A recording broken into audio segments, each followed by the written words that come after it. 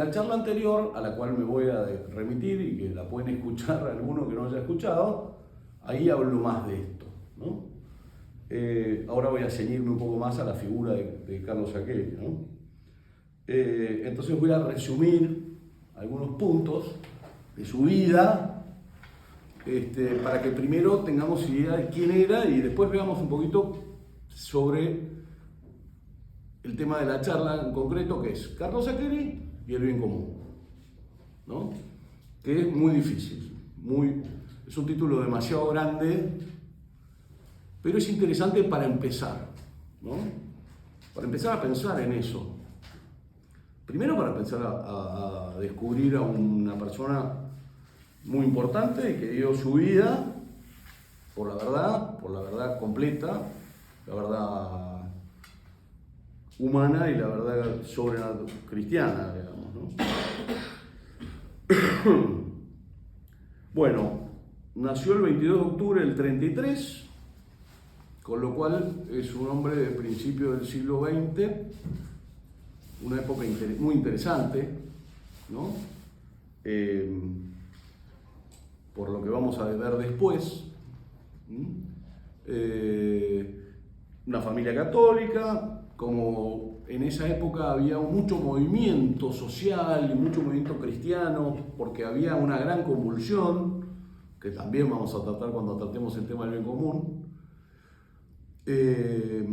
Se vinculó a la Acción Católica. La Acción Católica fue una agrupación que la Iglesia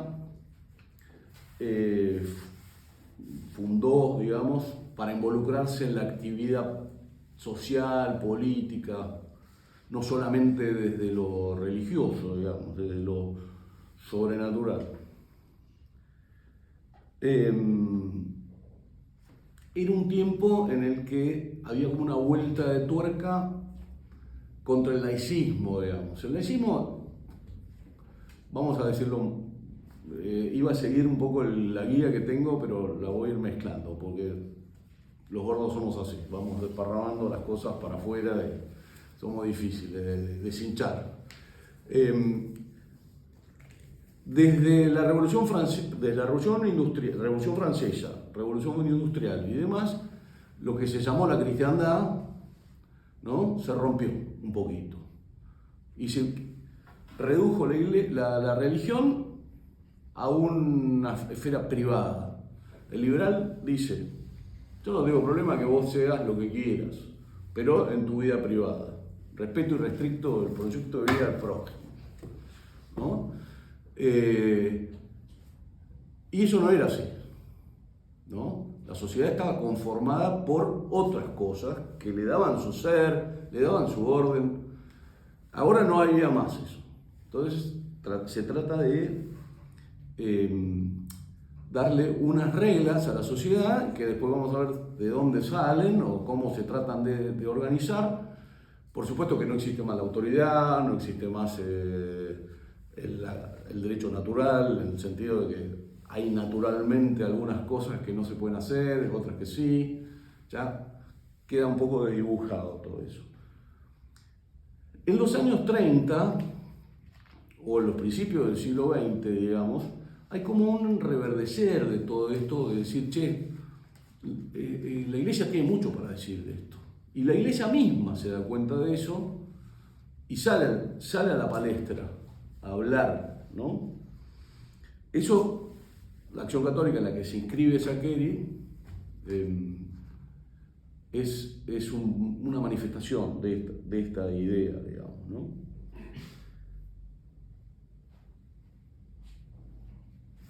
En ese tiempo aparecen personajes, un poco antes de que él nazca, digamos, hacia el 1900, aparecen personajes muy importantes en el mundo.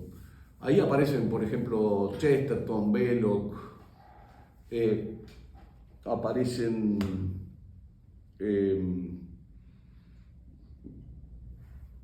todo tipo de... Aparece la famosa cuestión social, se empieza a discutir sobre si hay una idea cristiana de la sociedad. Aparece nada más ni nada menos que el magisterio de la Iglesia, en el sentido orgánico. Siempre hubo, los papas siempre dijeron cosas, pero no de manera sistemática, ¿no?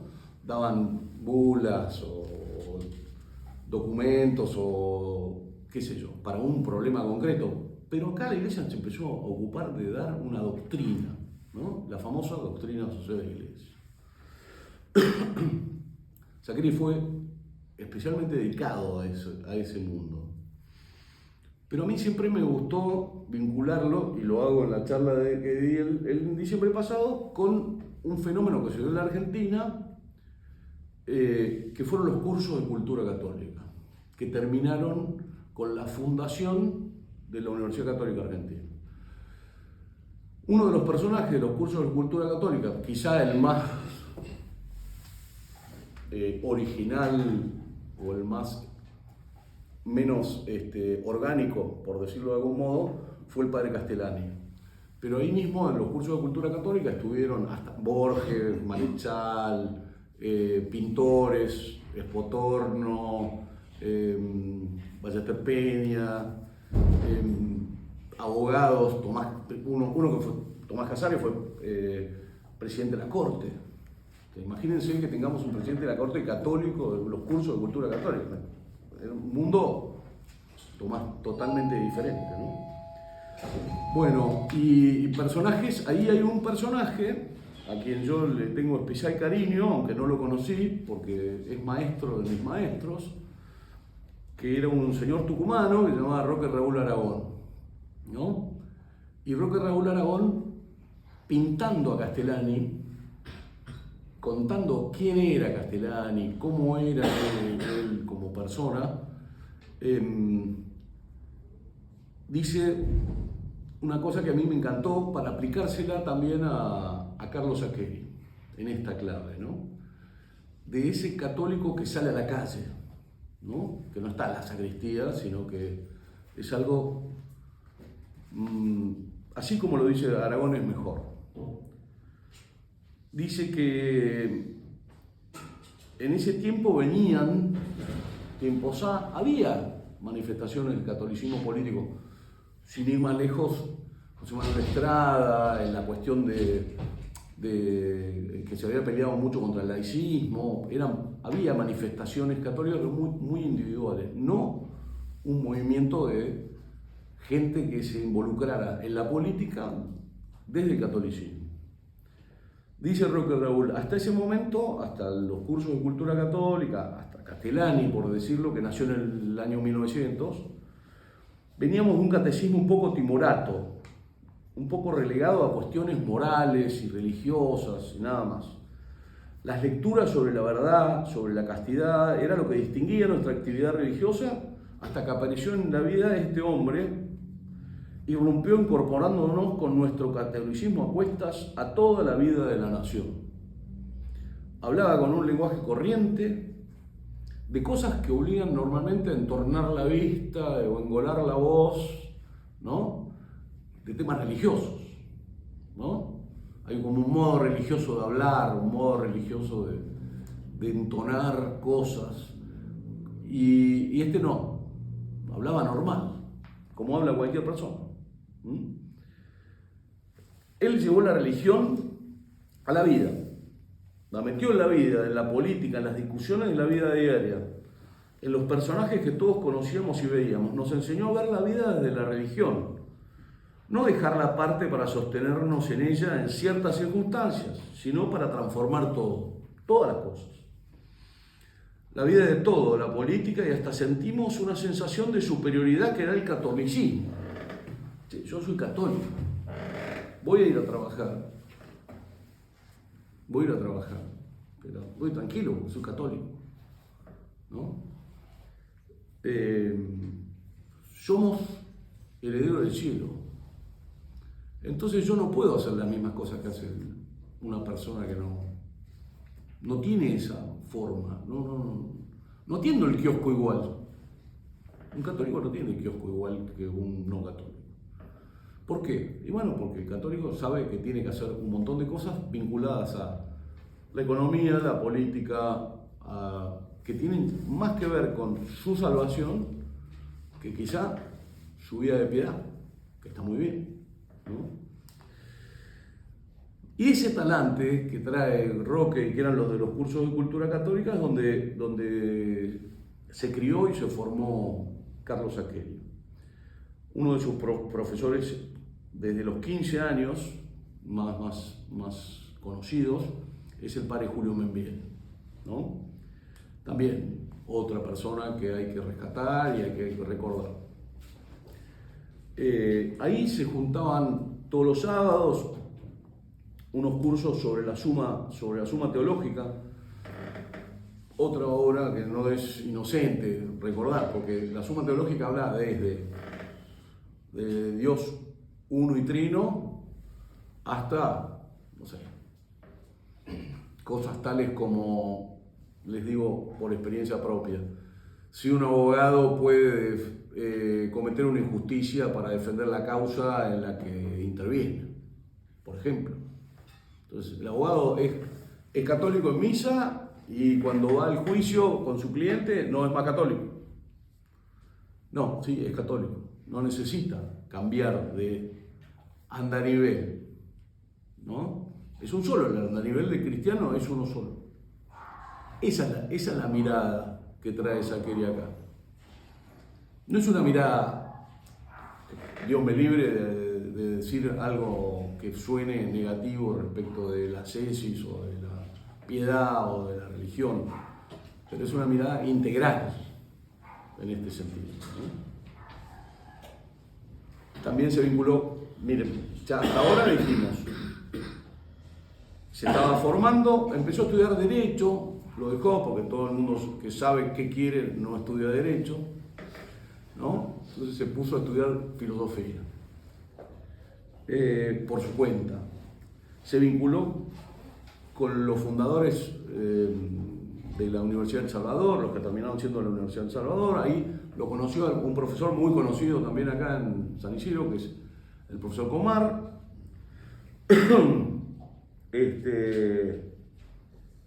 Y a través de él logró que sus estudios autodidactas se reconozcan en Canadá, en la Universidad de Laval. Y se fue a Quebec, ¿no?, a estudiar. En el 56, a los 23 años, se puso de novio con María Marta Sigorraga, se casó en la catedral y tuvo 7 hijos después, no en el 56, porque si me llega a dar una de las hijas diciendo que nacieron en el 56 me van a pegar. No, nacieron después, pero bueno, ahí empezó todo. En el 61 ganó una beca para ir a Canadá y se fue a estudiar allá, con uno de los paladines intelectuales de un tema, este tema que obviamente no pienso agotar hoy, sino solo esbozar y dejarles para que ustedes piensen, que es la primacía del bien común, ¿no? El bien común como parte central, que fue Charles de Koning. También se vinculó con otros intelectuales del mundo, franceses y demás. Volvió a Argentina, estuvo en una agrupación fundada por él que se llamó Misión, en el Colegio San Pablo, en la revista Verbo, que era una revista muy importante, que por ahí se pueden conseguir ejemplares, y fundó, ya en política activa, digamos, el Instituto de Promoción Social Argentina, que tenía unos congresos muy buenos. Las actas de los congresos están, se los recomiendo. Yo en la charla anterior cité un par de cosas que él dice en esos congresos, son una maravilla sobre estos temas, ¿no? Alguno que leí lo cuenta como que esos congresos eran una mezcla de ejercicio religioso, actividad académica, encuentro de planificación política y reunión de amigos, ¿no? Como les dije antes, un solo andarivel, todo está ahí, ¿no? No es que vamos a la charla de, qué sé yo, de cómo hacer negocios, después vamos a la charla de cómo conseguir novia, después vamos a la charla de, no sé, el Sagrado Corazón de Jesús, y después, no, todo es lo mismo, un solo nivel. Bueno, ahí entró en la facultad, en la UCA, después ganó un concurso en la UBA, fue secretario académico del CONICET, que parecería ser que es algo importante, ¿no? Fue director del Instituto de Filosofía del Derecho en la UBA. En el 74 resucitó la Sociedad Tomista Argentina, que estaba medio ya un poquito en decadencia, porque había sucedido que en el 64 la Iglesia había como dejado un poquito al costado a la filosofía tomista, ¿no? Había como una idea de ir hacia otras ideas y demás, y él la resucitó, digamos. Lo que yo les puedo decir es que en todo lo que leo de todas estas instituciones, de gente que lo describe, dejó una fama de hombre bueno, culto, caritativo, cordial, inteligente, alegre, un hombre completo, ¿no? Por supuesto que su biógrafo sostiene que es un hombre santo, ¿no? Completo es, para mí, la definición perfecta, porque incluiría la de santo, ¿no? Yo tengo un amigo que se dedica a criticar gente, fundamentalmente. Entonces le pregunté, che, ¿lo conociste vos a Carlos Saccherini? Y se deshizo en elogios. El tipo se dedica a criticar hasta a sus padres y se deshizo en elogios. Me contó toda una anécdota muy sencilla. Él era muy chico, estaba recién de novio con su mujer, con la que después tuvo 13 hijos, y dice que Carlos se sentó, le preguntó cómo estaba, cómo él, y que si estaba de novio, estaba saliendo. Me dijo textual, me prestó atención y me di cuenta que estaba con un hombre bueno, digamos, ¿no? Un hombre completo. Y después daba una charla sobre cuestiones filosóficas de altísimo vuelo y demás.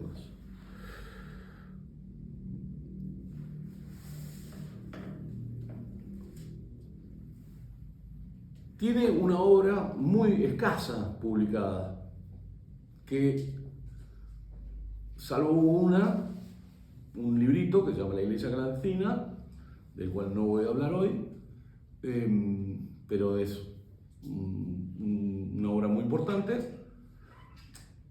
Son dos libritos, el orden natural, y después hay otro, por lo menos de los que uno puede acceder, artículos.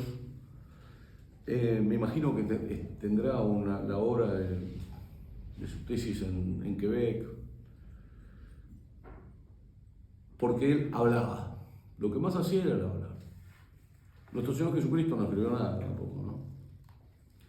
El hablar, allí donde hay dos o tres, ahí yo hablo, fue su forma de decirlo, ¿no? Y hay un tema que hoy me parece que tiene especial importancia, por varias razones.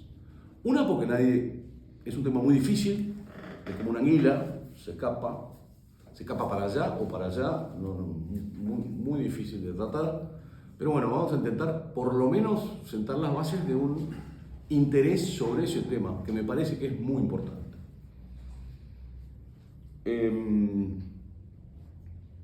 Que es el que le da el título a la charla, el subtítulo a la charla, digamos, ¿no? Que es el bien común. ¿Y por qué se me ocurrió a mí entre diciembre del año pasado y hoy vincularlo a Carlos Saccherini con el bien común? Bueno, tenemos primero, últimamente, como todos ustedes saben, habemos Papa, ¿no? Y el Papa se puso de nombre nada más ni nada menos que León XIV. Y fue muy interesante cuando explicó por qué se llama León XIV. dijo, precisamente al sentirme llamado a proseguir el camino de León, pensé tomar el nombre de León XIV. Hay varias razones, pero la principal es que el Papa León XIII, con la encíclica Rerum Novarum, afrontó la cuestión social en el contexto de la primera gran revolución industrial, y hoy la Iglesia ofrece a todos su patrimonio de doctrina social para responder a otra revolución industrial y a los desarrollos de la inteligencia artificial que comportan nuevos desafíos en la defensa de la dignidad humana, de la justicia y el trabajo. Bueno, justamente sobre esto es sobre lo que escribió Saccheri, enseñó Saccheri y dio su vida a Saccheri. El modo cristiano de abordar estos temas. Todas sus enseñanzas están ahí en ese librito muy chiquitito, que se lo recomiendo, quizás alguno de ustedes ya lo leyó, que se llama El orden natural. Y si bien es una gran recopilación de documentos de los papas de la doctrina, resalta muy bien Saccheri esto. Dice, la Iglesia no es una especie de plato volador que viene y explica unas cosas totalmente distintas a lo que la gente ya ve, sino que ante la conmoción que fueron estas revoluciones, la Iglesia rescata todo su tesoro de doctrina, todo su tesoro de filosofía, todo su pensamiento sobre la libertad, sobre el trabajo, sobre la propiedad, sobre el orden político, y lo sistematiza, digamos. ¿Qué es lo que hacen los evangelistas inspirados respecto de las enseñanzas de nuestro Señor Jesucristo? ¿No? Ahí, sobre ese tema, me atrevo a recomendarles el Evangelio de Jesucristo de Castellani, donde explica bien cómo fue el proceso de estructuración, escritura y consolidación de los libros canónicos, porque Cristo no escribió nada.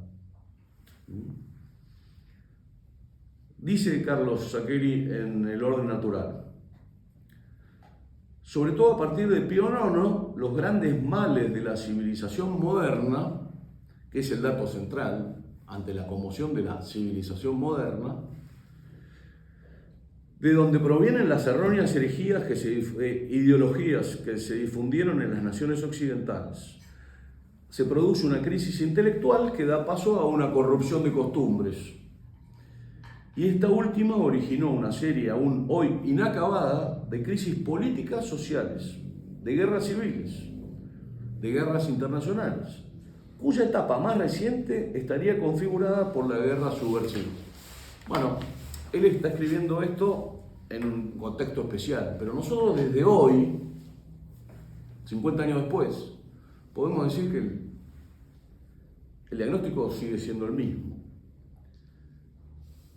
Dice Saccheri, el diagnóstico de los papas es unánime.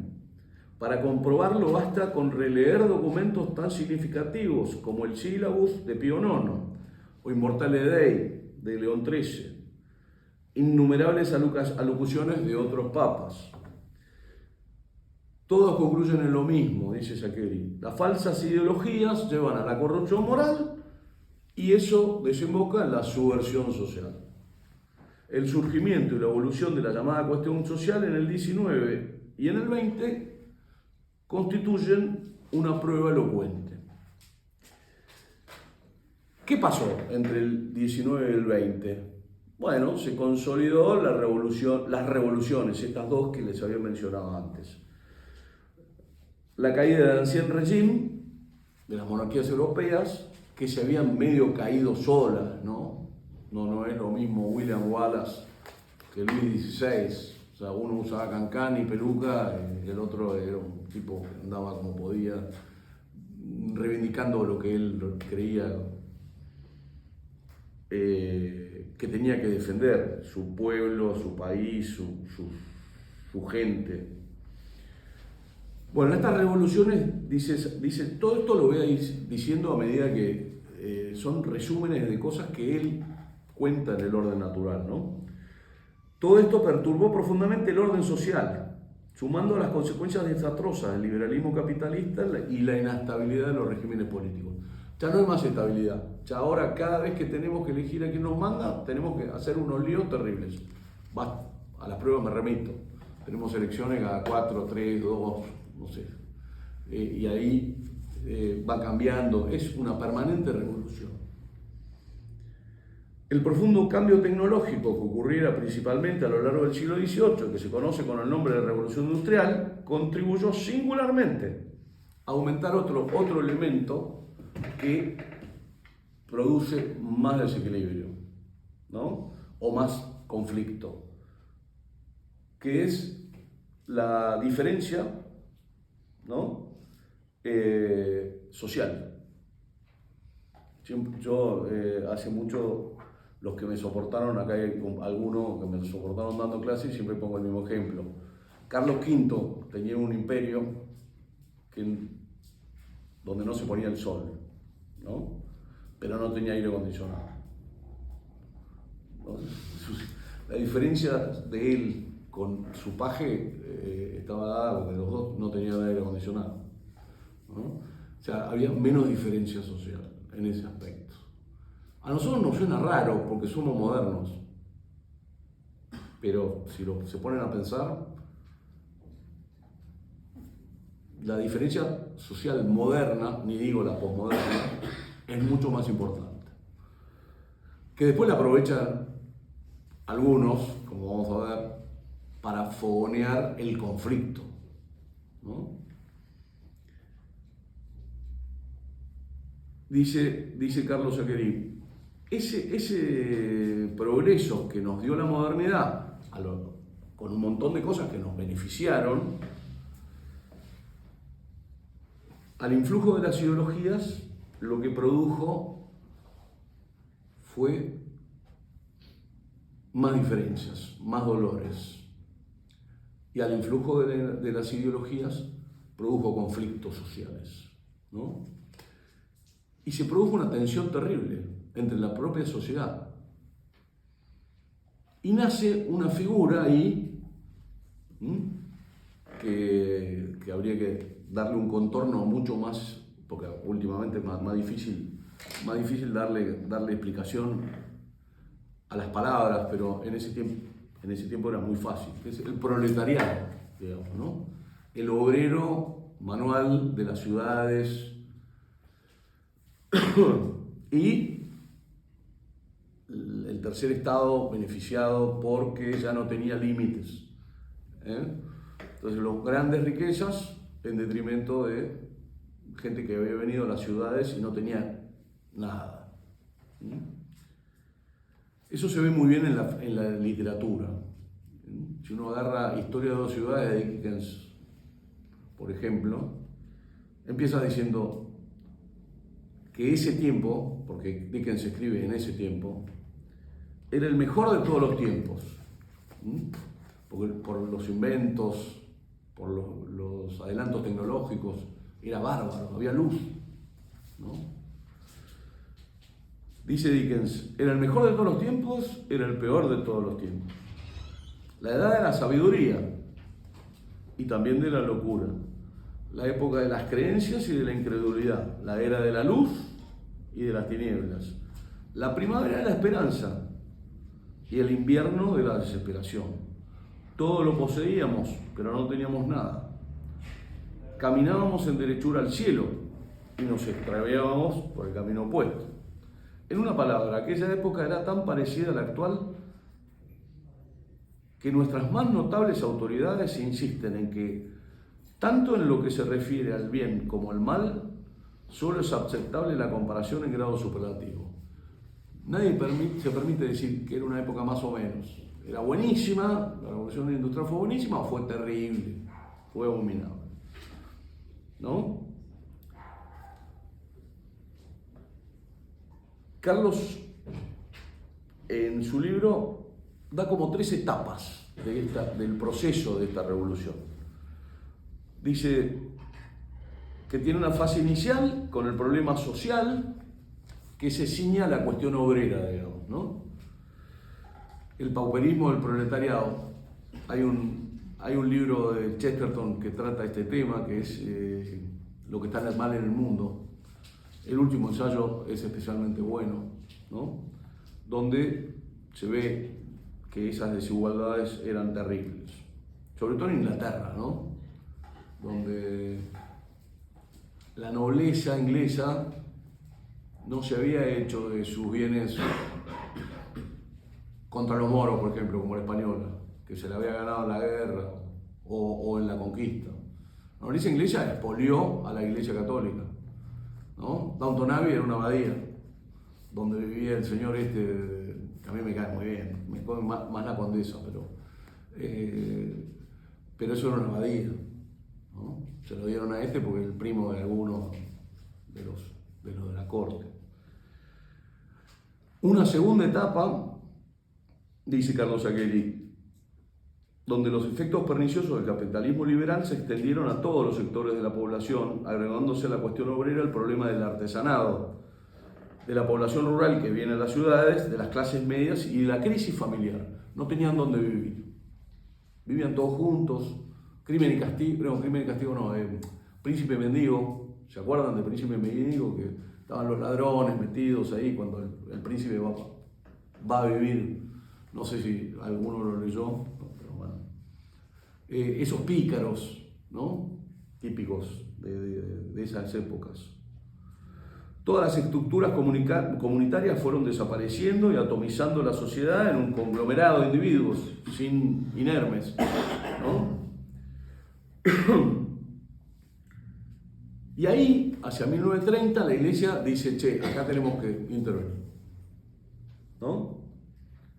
Hay una crisis financiera, la pobreza aullaba, digamos, y además había nacido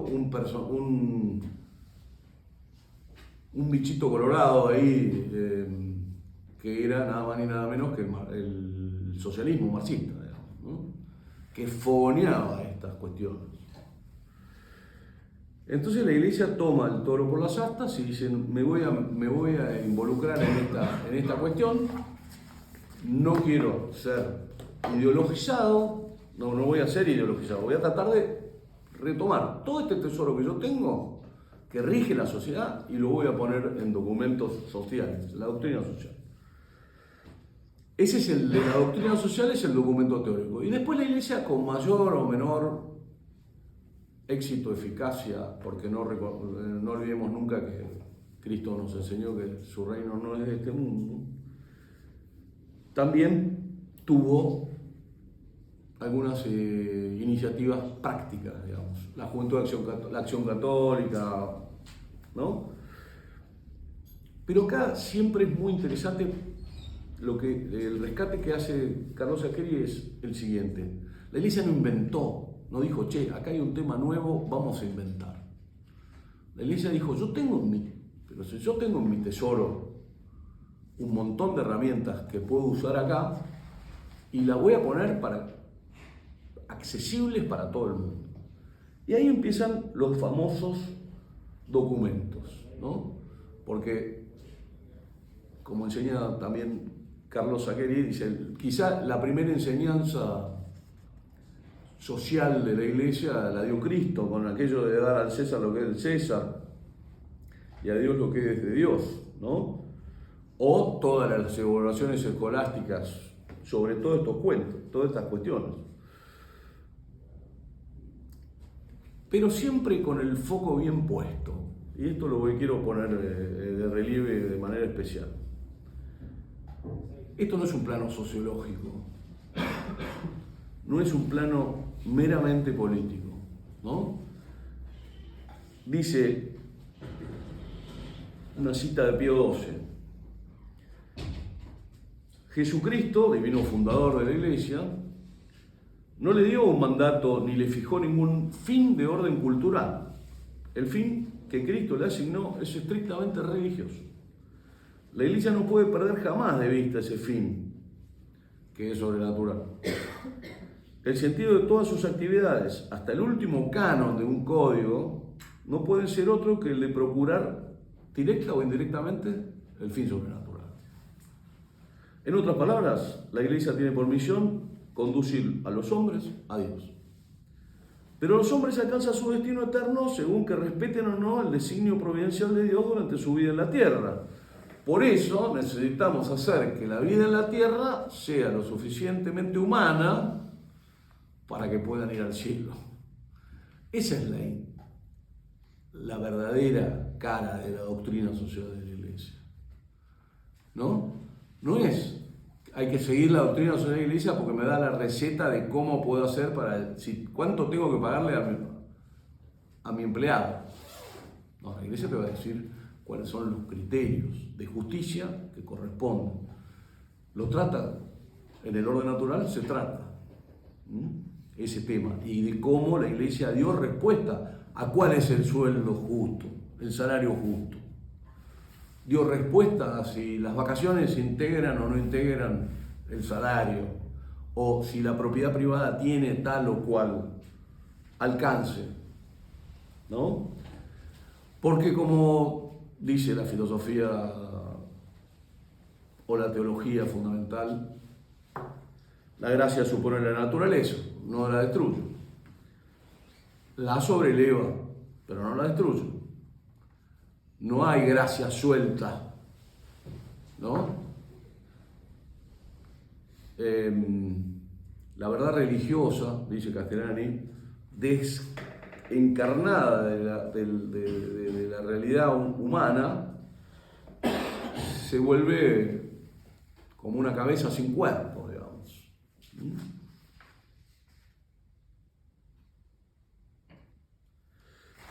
Voy a ir avanzando así no los aburro tanto.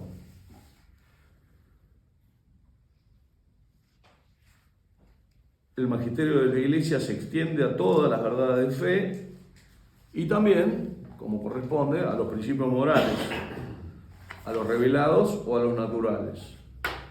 ¿Y por qué tuvo que salir en la Iglesia a hablar de esto? Bueno, porque, como pasa, vieron en las discusiones con el tema del aborto, por ejemplo, que todos nos sacan a patadas en la puerta cuando empezamos a hablar diciendo que es un tema religioso. Ustedes hablan de esto porque es un tema religioso. Y nosotros tratamos de explicarle que no es un tema religioso. ¿No? Es un tema religioso, no tengo duda de que es un tema religioso y es central el tema religioso. Porque el no matar, además de ser un tema moral, es un tema religioso, ¿no? Como diría María O'Reilly en cuarto grado, no se puede matar en vano. El problema es que estaba oscurecida la ley natural. La revolución niega que exista una justicia o un orden natural. Y como niega eso, determinamos nosotros qué es justo, qué no es justo, qué está bien, qué está mal. El liberalismo dice eso. Entonces la Iglesia va al rescate. Pero va al rescate de las verdades fundamentales sobre las que se apoyó. Creo que fue ayer o anteayer, el secretario de culto dijo algo así como que Occidente se hizo con el Dios de Israel, el derecho romano y la filosofía griega. Bueno, me parece que le pifió de Dios, pero sí, claro, que el cristianismo se asentó en el derecho romano y en la filosofía griega. Y eso es la cristiandad o el occidente que se pregona ahora, ¿no? Porque ahí estaba, no hay dos verdades, hay una sola. La verdad siempre es la misma. Dice Pío XII en el 49, ya 19 años después de aquella primera mirada que la Iglesia inicia su doctrina social. La ley natural es ahí el fundamento sobre el cual reposa la doctrina social de la Iglesia. Es precisamente su concepción cristiana del mundo la que ha inspirado y sostenido a la Iglesia en la edificación de esta doctrina. Sobre dicho fundamento, cuando el combate por conquistar o defender su propia libertad lo hace por la verdadera libertad, que son nada más ni nada menos que los derechos primordiales del hombre. A sus ojos, esos derechos son tan inviolables que contra ellos ninguna razón de Estado o ningún pretexto de bien común podría prevalecer. Y subido a ese final, pretexto de bien común, voy a entrar al hueso, digamos, sobre el tema del bien común, que es un tema muy difícil. Y me hizo preguntar si tenía sentido que nos sentemos acá en una charla a escuchar a un charlatán completo hablar sobre el bien común, que es un tema muy, muy difícil. Porque implica una idea de sociedad, implica una idea de autoridad, implica una idea de bien, que son conceptos que tienen un montón de distinciones, con lo cual estaríamos hasta pasado mañana.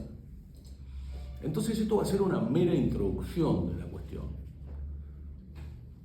Pero yo los animo a que vayan al librito de Saccheri, que es muy chiquitito, donde él trata estas cosas, y de ahí pueden ir viendo. Pero es importante. ¿Por qué es importante? Porque la idea de comunidad, de bien común o de justicia está en entredicho permanentemente. Está en entredicho. Sin ir más lejos, nuestro presidente la puso en entredicho. Y del otro lado le contestaban gente que decía cosas que no tienen nada que ver con la justicia social, o la justicia, o el bien común, que no es otro nombre de ponerle. La justicia social es el bien común, ¿no? O una mirada de bien común al estilo marxista, que es nos tenemos que entregar a lo colectivo, ¿no? Todos nosotros nos tenemos que inmolar al Estado. No, no es así. Tratando de pensar eso y buscando un argumento que no sea religioso o sociológico, filosófico, ¿no? Un instrumento, un análisis gramatical. Fíjense, el marxismo no dice nosotros vamos a lograr esto. ¿Qué dice? Dice el Estado va a lograr. Es un otro, ¿no? ¿Qué dice el liberalismo? Yo no quiero que nadie me toque nada. Yo quiero ser yo solo, ¿no? Entonces es el yo, la primera y la tercera, ¿no? Del singular. No es que nosotros la sociedad, todos nosotros. Y ahí vamos a lo más elementario y básico. El hombre es un ser social. Un tema que me parece que es tan básico que nadie lo trata y nadie lo tiene pendiente. Cuando nosotros hacemos las cosas bien, nos perjudicamos a nosotros y a quien perjudicamos, o perjudicamos a todos. Cuando un hombre trabaja para ganar su pan y no sale a robar, ¿se beneficia a sí mismo y a su familia o beneficia a todos? Beneficia a la sociedad. Voy a poner un ejemplo más raro todavía. Cuando un hombre peca en la oscuridad sin que nadie se entere, o hace algo bueno sin que nadie se entere, ¿eso beneficia a un todo o no? Bueno, de eso se trata el bien común. De eso se trata el bien común. Porque el hombre no es un solo. Dice Aristóteles al principio de la política que el hombre necesita vivir, es naturalmente social. El que no vive en comunidad o es, todos lo saben, un dios o una bestia.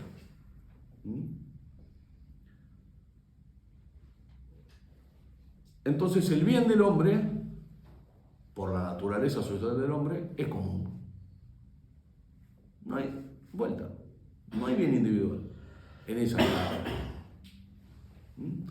Porque no puede ser individual, porque el hombre no es un individuo aislado. Y ahí vienen las distinciones más difíciles, ¿no? Que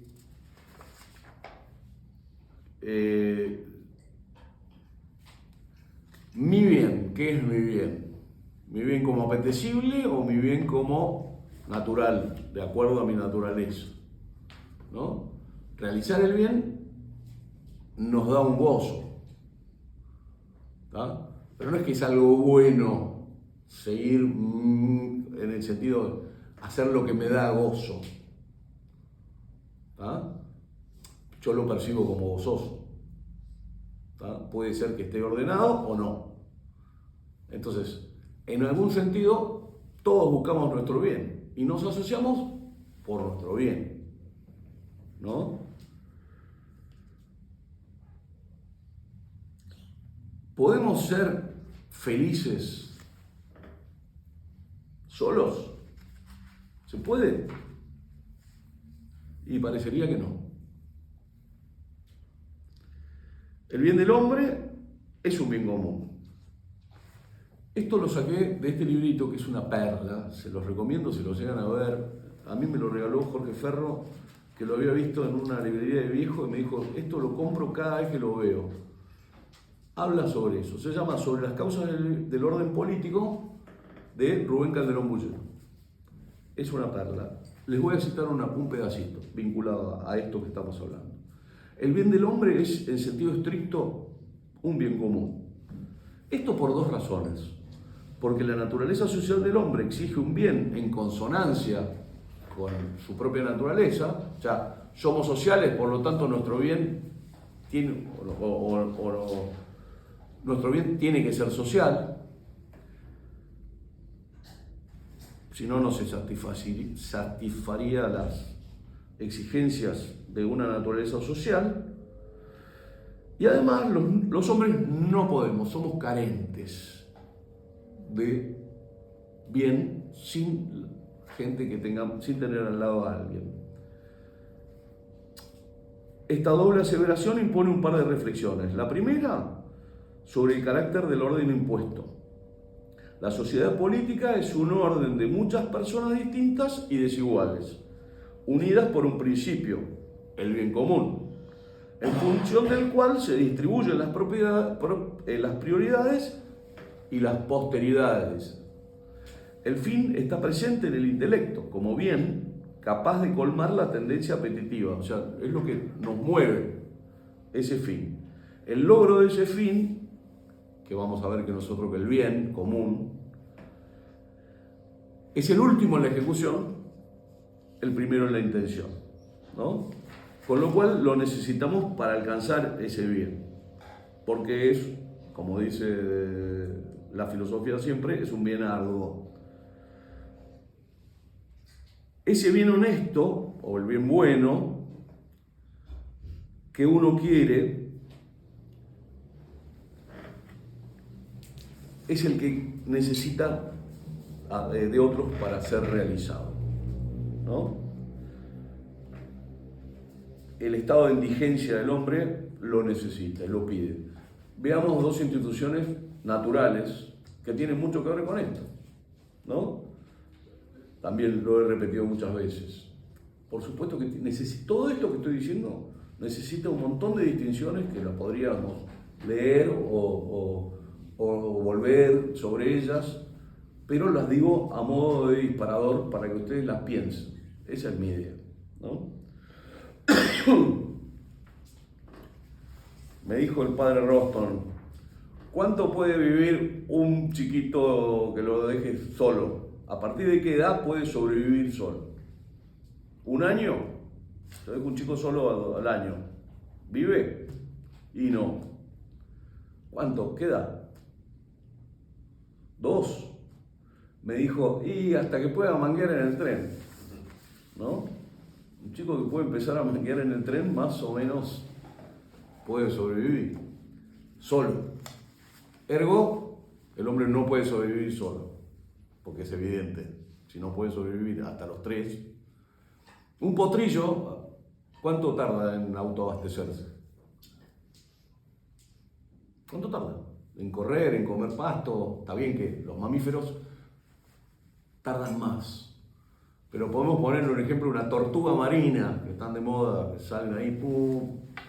¿Cuánto tarda? Nada. Si se autoabastece. puede vivir sin problema.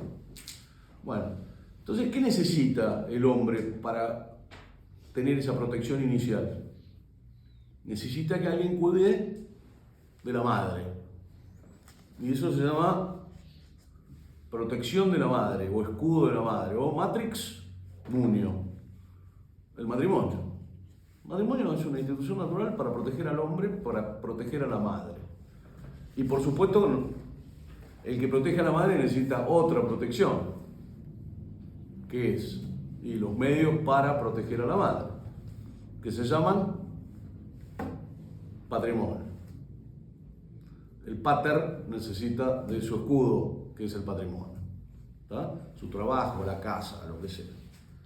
Esa sociedad primordial es la que puede hacer que el hombre sea feliz y tenga un bien, y tenga un bien común, porque no puede ser individual, porque está el padre y la madre.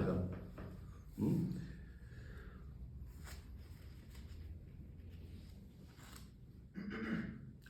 Ahora, me podrían decir, bueno, ese es el bien de la familia, no es el bien de la sociedad. No es lo mismo el bien de la familia que el bien de la sociedad. O no es lo mismo el bien de un grupo, la CGT, por ejemplo,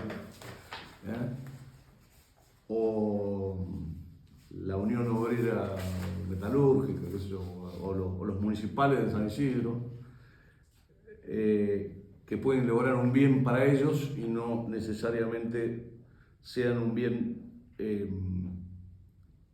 común de toda la sociedad, ¿no?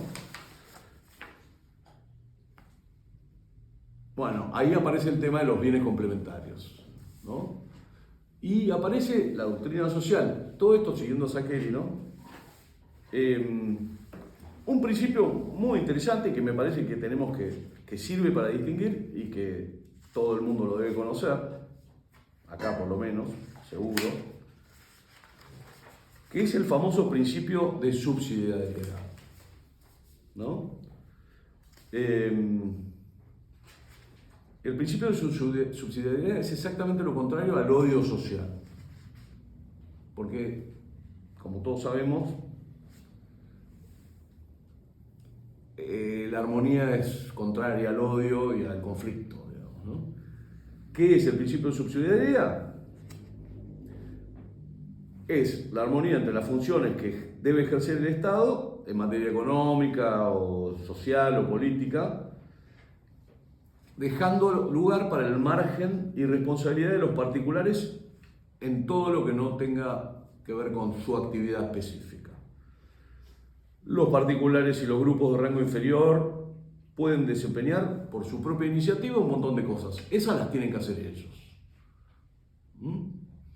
No tiene que venir el Estado a darle de comer a una familia, mientras pueda tener un patrimonio para proteger a la madre. Ahora sí. Después vemos si eso no puede suceder así, cómo se resuelve en vista a un bien común también. Porque después también vienen los castigos, ¿no? Que son también en vista a un bien común. Todas las personas que han recibido castigos o han dado castigos saben que eso es para un bien. Después están los grupos de mayor jerarquía, que tienen por finalidad ayudar a los particulares, en grupos inferiores, supliéndolos en lo que ellos no pueden hacer por sí mismos, pero sin destruirlos ni reemplazarlos. Entonces, una distinción muy fina, son un montón de cosas así el bien común, como la virtud, ni exceso ni escasez, es un justo medio. Entonces, por ejemplo, ¿el Estado se tiene que ocupar de la educación de los chicos? Bueno, frente a la intromisión actual del Estado, que se mete absolutamente en todo, hasta en qué tenés que enseñarle a tu hijo, yo te contestaría que no se tiene que meter. Ahora, si el principio de subsidiariedad contestaría más fácil, depende. Si los padres no pueden dar educación a los hijos, si un grupo intermedio no puede darle educación a sus hijos, el Estado debería poder suplir o ayudar a estas partes anteriores, estamentos anteriores, a lograr ese fin que está tratando de lograr, ¿no? Entonces, principio de subsidiariedad. Una cosa que no dije y que la voy a decir ahora para ir. No sé cuánto tiempo vamos. Una hora. Casi. Bueno, para ir cerrando. Ya. Después de última dejamos lugar para unas charlas. Que es que la doctrina social de la Iglesia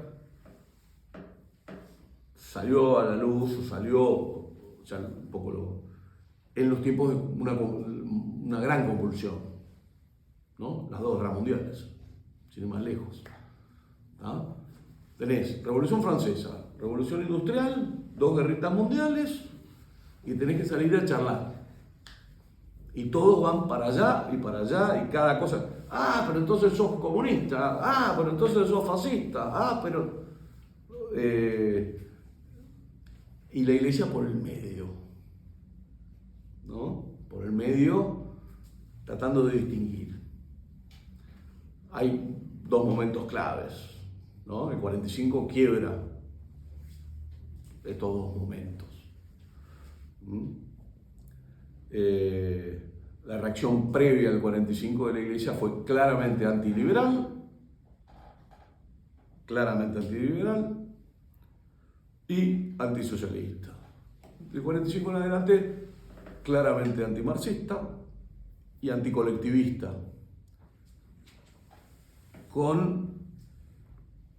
apellidando al capitalismo como salvaje, ¿no? Se empezó a el capitalismo, si no es salvaje, vemos. Eso es un dato objetivo, ¿no? Yo no juzgo que esto haya sido así o no, pero eso también está. Es un tema que hay que mirar.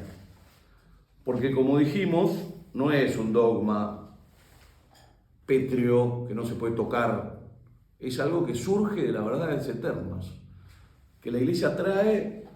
No es algo que se le ocurrió a Pío XI, a Benedicto XV, a Juan Pablo II, a quien sea. No. Esto es algo que la Iglesia trae. Y si no lo trae de ahí, es algo nuevo. Que, bueno, veremos de dónde sale, de dónde lo basan. Porque, como dijimos al principio, la Iglesia tiene un fin específico, ¿no? Que es la salvación de los hombres.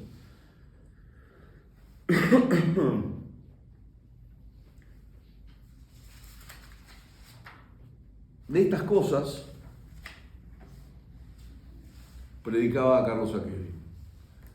Trataba de, por supuesto que mucho mejor que yo, y daba cursos todos los sábados, leían las sumas, se preocupaban, se profundizaban, ¿no? Él dice, por ejemplo, en el libro, como ya hemos leído 1000 veces, bueno, quizá nosotros no lo leímos nunca, a los documentos que él cita como que ya fueron leídos. Quizás sea el tiempo de volver a leer esos, empezando por su librito chiquitito, que es un manual. De esas cosas predicó. Y predicó encarnando en sí esas cosas que predicaba. Eso hizo enojar a los que quieren respuestas inmediatas. A los que no van a ir a ver, a pensar, a estudiar. Che, ¿y esto cómo es? Entonces, si yo te digo, por ejemplo, ¿por qué soy pobre? Porque los ricos tienen lo tuyo. Más fácil que la tabla del 1. Entonces salimos a matar ricos, que vamos a solucionar el problema de mi pobreza. Ese es un tipo que quiere una respuesta inmediata. O la otra es, bueno, ¿qué tengo que hacer yo para ser feliz? Bueno, ganar la mayor cantidad de plata posible, ¿no? O, ¿qué tengo yo que ver con mi hermano? Si yo me salvo solo, ahora está de moda nadie se salva solo, como si fuera una novedad. Está en Aristóteles. Está en lo del patrimonio y el matrimonio. No existe el solo. Eso es una respuesta al liberalismo que dice que podemos estar solos.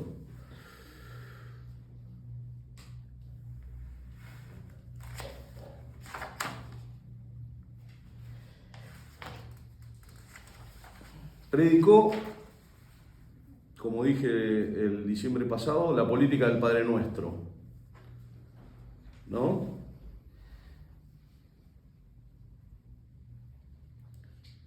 Que se haga tu voluntad en el cielo, en la tierra, en todas partes.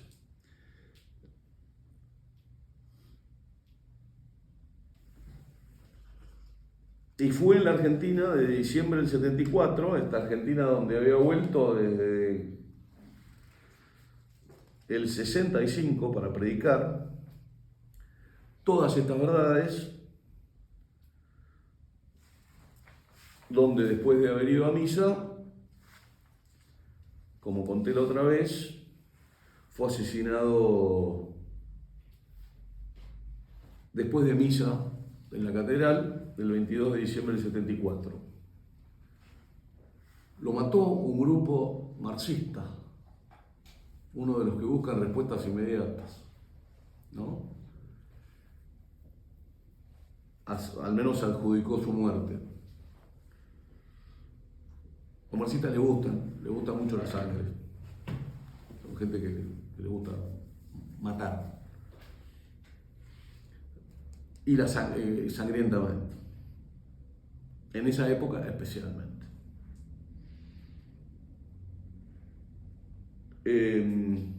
Pero también durante 50 años nadie, o poca gente lo recordó. Dicen los veteranos que estuvo Esteban Vigre, que cuando el soldado muere, puede morir dos veces, una vez en el campo de batalla y después con el olvido. Bueno, Carlos Saquerini lo mató el 22 de agosto, creo que se llamaba esa orga, que creo que mató a dos personas, a Jordán Yenta, que era otro Saquerini, y a Carlos Saquerini. Pero después lo mató el olvido.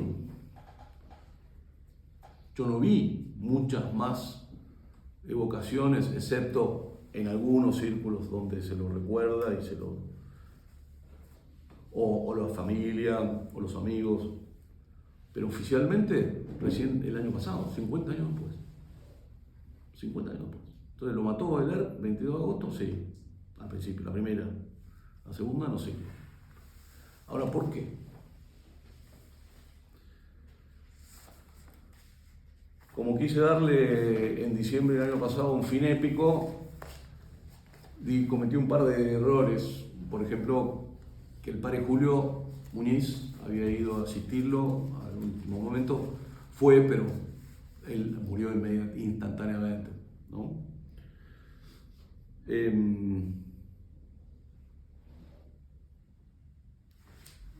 Y yo creo que, de algún modo, esta idea que yo trato de rescatar de él, que me parece central, que es el bien común, es una idea que no le gusta a nadie. Porque a ninguno de nosotros nos gusta tener que ponerle el hombro a otros. Pero bueno, él no solo puso el hombro, sino que también puso su sangre, porque literalmente toda su familia y nuestro pueblo, el Pago de la Costa, quedó regado con su sangre. Y para terminar, creo que corresponde que pidamos que esa sangre no solo haya regado a su familia y a nosotros, sino que, y a nuestro pueblo, sino que también a nosotros, como un bien común, ¿no? Y que ese bien sea la semilla de una vida nuestra, una sangre que nos embriague y, como rezamos en el Anima Christi, podamos tener desde ahí una resurrección del bien común, tanto en la tierra como espiritual. Así que termino ahí y ya no los aburro más. Charlamos.